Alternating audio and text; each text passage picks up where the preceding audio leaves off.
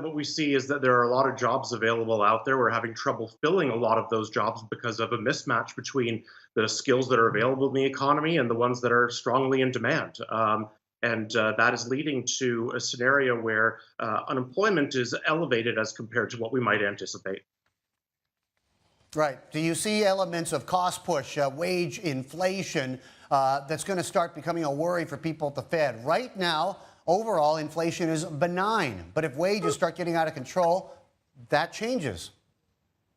I think that what the Fed is certainly looking at as a possibility over the course of 2018. One of the reasons why the market expects 3, potentially 4 rate increases over the course of this year really does relate to the possibility of stronger wage pressure as we move further along.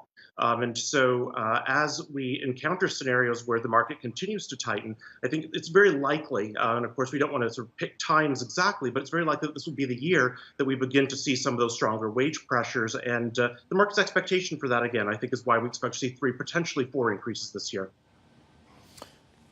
Be that as it may, Sam, do you think the market is mispricing the Fed? Because you seem to be on the higher side of expectations.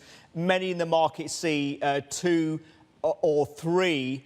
You're looking at 3 or 4.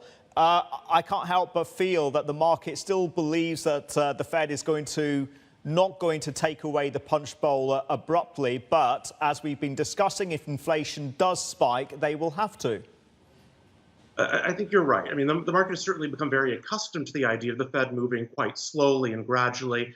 There's an additional factor at play here that I think the market may be underestimating, which is that the Fed is now growing concerned, although they won't articulate it clearly, about the possibility of a very real slowdown in 2018, 2019. This expansion is a long one.